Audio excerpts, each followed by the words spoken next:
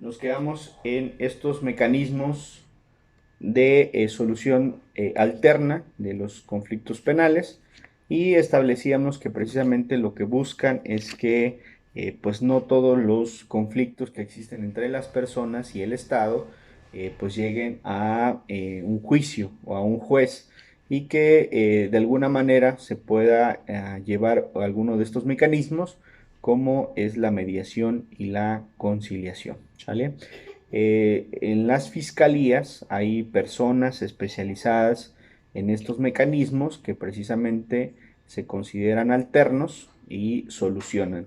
Y esto pues evitará precisamente que la secuela procesal continúe y en determinado momento pues se tenga que acudir a un juez de control. No hay necesidad de hacerlo, entonces el propio sistema pues lo permite. Estos mecanismos, como decíamos, no están o no proceden para todos los delitos. Por ejemplo, un homicidio, una violación, un secuestro no permite estos mecanismos, ¿no? Entonces, para dejarlo un poco más claro, podemos decir que todos aquellos delitos, de alguna manera, que son de prisión preventiva oficiosa, que están en el catálogo del artículo 19 constitucional, pues no se podrá someter a estos mecanismos. Todos los demás delitos, sí, pues pueden ser mediables, ¿no? O conciliables en determinado momento, ¿no? En ese sentido, pues estos mecanismos tienen como finalidad pues, desahogar el sistema. Imagínense un juez de control que es precisamente el primer juez que conoce cuando se judicializa una carpeta de investigación, ya sea que se ponga a la persona a disposición por haberse detenido en flagrancia en cualquiera de las hipótesis del artículo 146 del Código Nacional de Procedimientos Penales o bajo el esquema de haberse ejecutado una orden de aprehensión o mandamiento judicial. Entonces, es una persona, es un servidor público, es un juzgador, pues que imagínense que puede conocer un caso de estos de prisión preventiva oficiosa, los que consideramos antes de la reforma como delitos graves, ¿sí? Y que también tenga que conocer, imagínense, un tema, ¿no? Y que se entienda esto como unos daños, por ejemplo, un vehículo A le pegó a un vehículo B y que nosotros pues estemos llevándolo ante un juez, ¿no? Cuando el fiscal ya tiene elementos suficientes para decirle, mira, pues la causalidad, que es un peritaje que realiza un experto en hechos de tránsito, pues dice que el responsable es fulano, ¿no? Entonces, pues con base en esos elementos, pues las personas debieran, ¿no? Considerar la posibilidad de someterlo esto a soluciones alternas, ¿no? Pero bueno, finalmente es un derecho. Hay posibilidades también de que diga yo no quiero mediar, no quiero conciliar y yo quiero que esto se dirima ante un juez, está en todo su derecho y así tendrá que ser, ¿sí? Estos mecanismos son voluntarios, es voluntad de las partes someterse o no hacerlo, ¿sale? Bien, esto no implica, eh, pues estos mecanismos, la benevolencia del sistema, no implica que las autoridades, como son los jueces, ¿sí? Porque cuando llegan a juez de control en este caso, el juez puede decirle, oye, esto es un tema que puede salir resuelto en estos mecanismos, y pues, ¿por qué no se sometió? Entonces, él tiene también la facultad o la potestad de remitirlos nuevamente ante estos especialistas en mediación o conciliación, ¿no? Normalmente se hace ante la fiscalía, pero el Poder Judicial de los estados, cualquiera, también tiene en algunos de los casos este personal capacitado, especialista, entonces los puede pues remitir a esas áreas, ¿no? Esta, perdón, esta obligación de los mecanismos en ningún momento releva a las autoridades para cumplir con unas máximas que seguro ustedes ya han escuchado bastante, como lo es la motivación y la fundamentación. Toda autoridad en el ámbito de sus competencias está obligado a motivar y a fundamentar. ¿Qué significa esto? Pues que las autoridades, recuerden esta máxima, solo pueden hacer aquello que la ley les permite, ¿sí? Entonces, cuando ellos llevan a cabo una actuación como servidor público, tiene que estar contenida en una norma donde dice que él puede hacer eso. Entonces, esto de la motivación y fundamentación, que lo tenemos previsto en el artículo 14 y 16 de la Constitución Política de los Estados Unidos Mexicanos, es una parte muy importante. El hecho de que hoy el sistema penal acusatorio y adversarial sea todo oral, ¿sí? Todo sea en una audiencia donde están las partes y ahí se van a exponer los argumentos orales, eso no implica que las autoridades se les delegue, ¿sí? O se les relegue de esa obligación que tienen de motivar y fundamentar. Es decir, cuando el juez cualquiera, el juez de control, el de juicio o el de ejecución, emite un acto, este tiene que cumplir con esa motivación y esa fundamentación, porque es el derecho humano que tienen todas las personas de recibir justicia, ¿sí? Pero siempre apegada a derecho, apegada a los estándares legales y parámetros del sistema jurídico mexicano en ese sentido. Cuando se advierte durante el procedimiento por alguna de las autoridades jurisdiccionales que alguien ha actuado mal, cualquiera de los que participan dentro del procedimiento, si el juez advierte que la obtención de datos de prueba, ¿sí? Medios de prueba o en juicio prueba, ¿sí? Ha sido obtenido de manera ilícita, ¿sí? Desde ese momento el juzgador estará obligado a no tomar o no darle valor probatorio a esas pruebas que han sido obtenidas de manera ilícita, de manera irregular o violentando derechos humanos.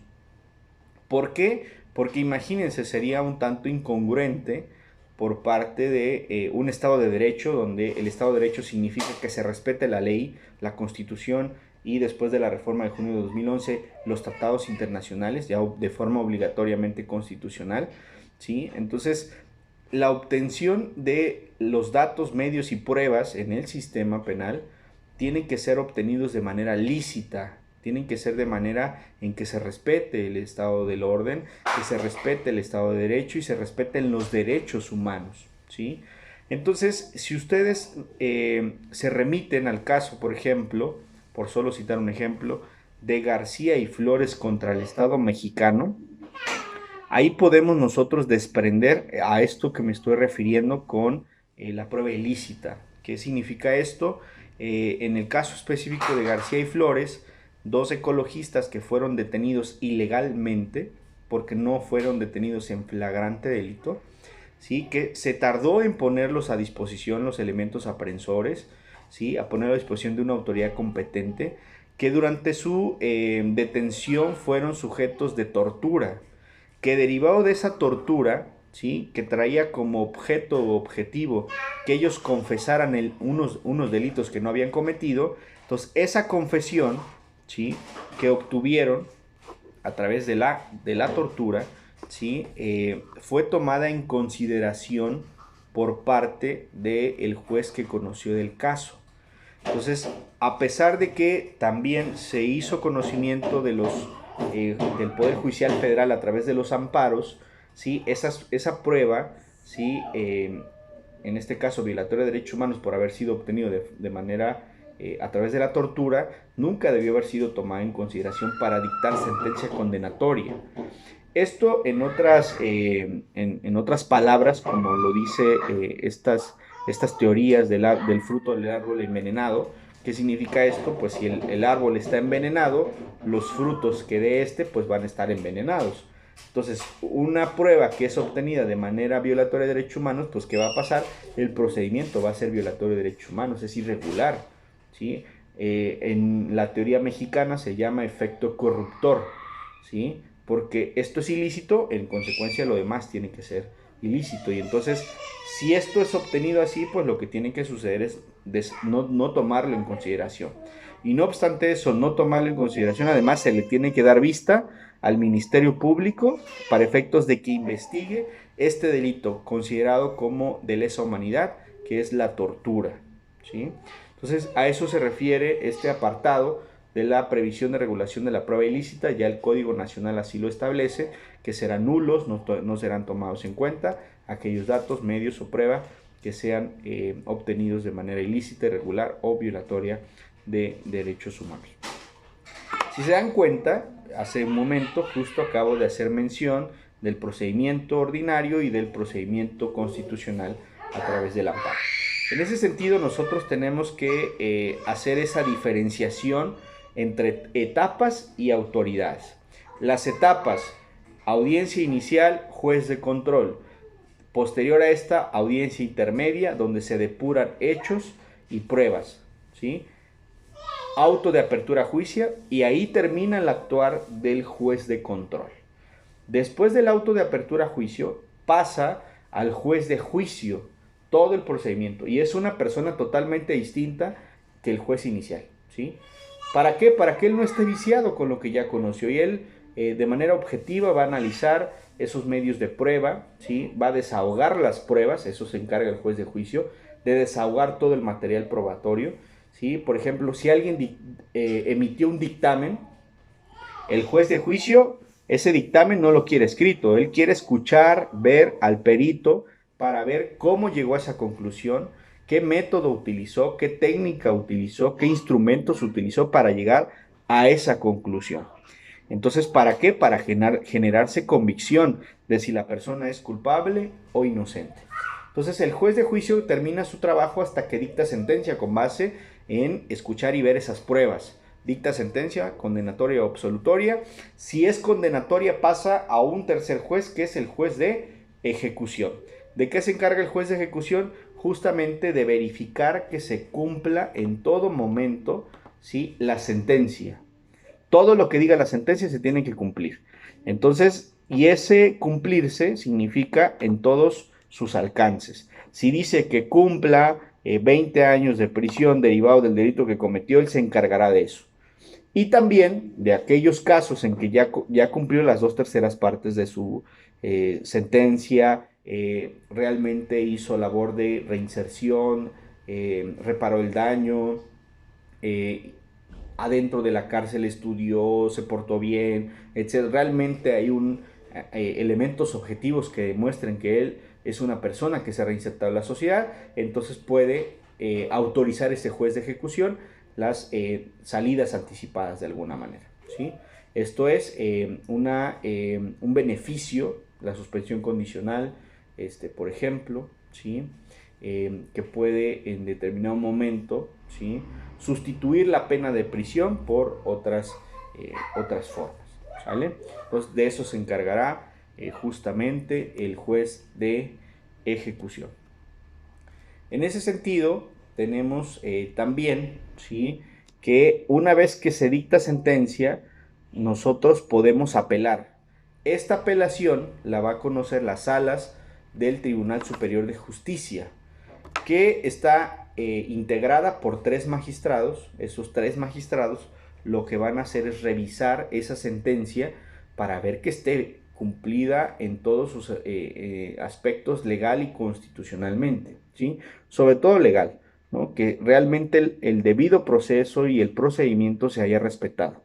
Entonces, esa sala sigue siendo justicia ordinaria, justicia de los estados, ¿sí? Si yo no estoy de acuerdo con lo que dictan sentencia, ¿sí?, en este caso que la confirman, la modifican, ¿sí?, o la revocan, esos son los 3 efectos que puede tener la revisión de una apelación. Si dice confirmo, bueno, y yo soy el defensor de esa persona, del que fue sentenciado condenatoriamente y confirmaron en la apelación esa sentencia, yo puedo acudir también a el juicio de amparo directo, que ese amparo es justicia constitucional, que se va a encargar de verificar que esa sentencia esté acorde con lo que dice la Constitución y en este caso los tratados internacionales, ¿sí? De tal suerte que 3 magistrados de igual manera, que es un tribunal colegiado de circuito, revisen la constitucionalidad de esa sentencia.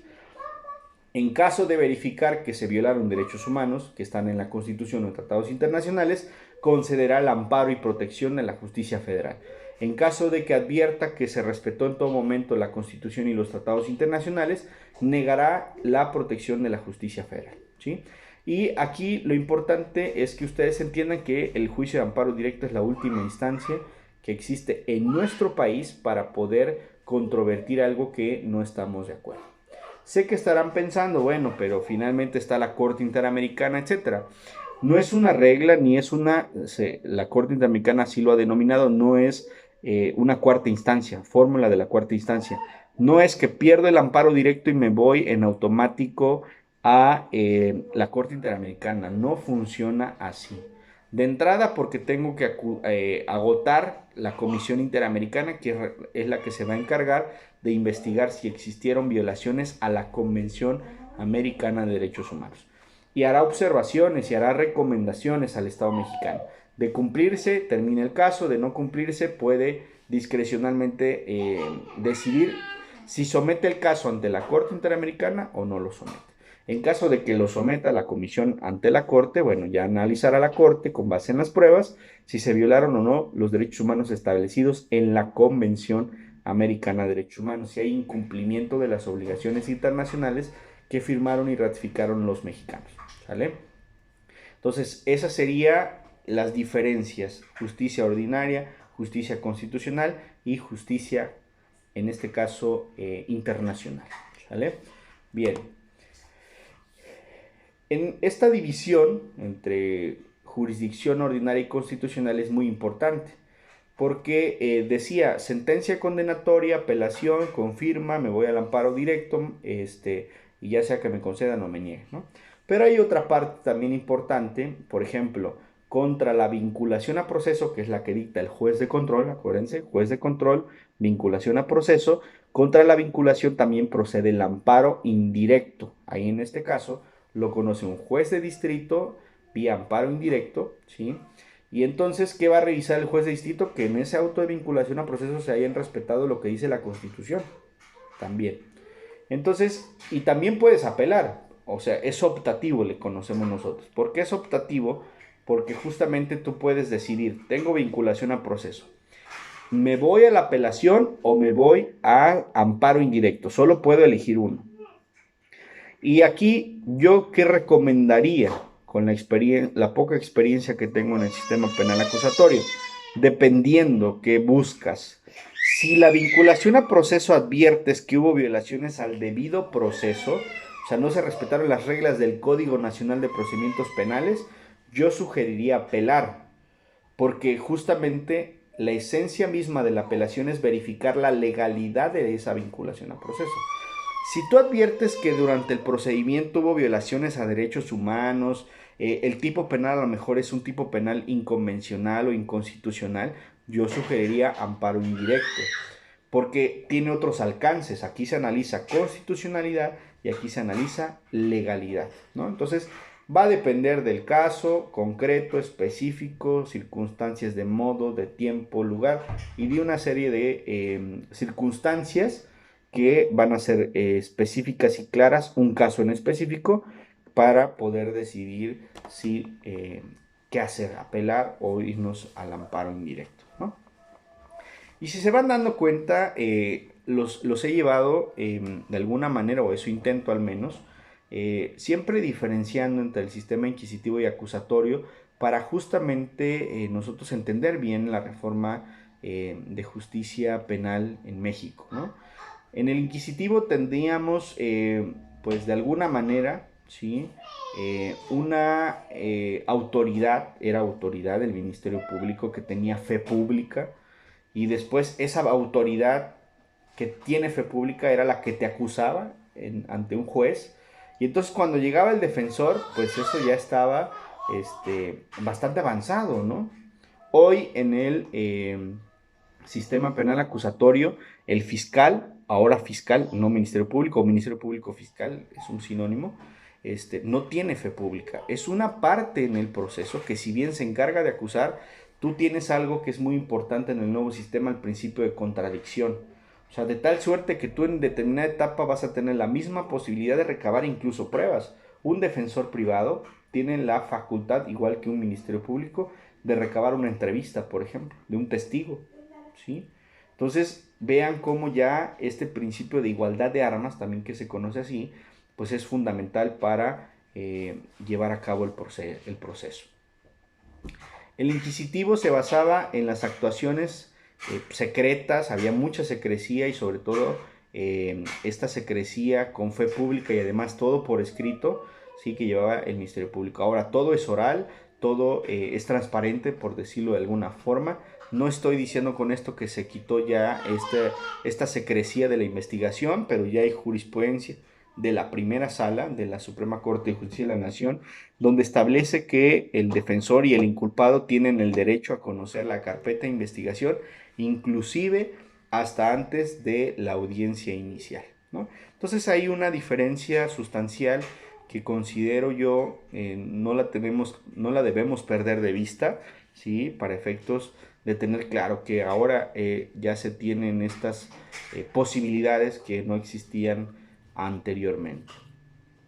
Esta parte escrita hacía que el procedimiento fuera muy lento, esa es una realidad. Ya les decía cuando les explicaba este principio de concentración y de inmediatez, donde en el inquisitivo, pues para declarar 3 testigos te podías llevar meses o años, cuando ahora en el sistema penal acusatorio, pues tienen que ser en la misma audiencia, preferentemente. Entonces, pues eso acelerado el procedimiento y ha hecho que sea más eficiente y eficaz. Este exceso de formalidades de las carpetas de investigación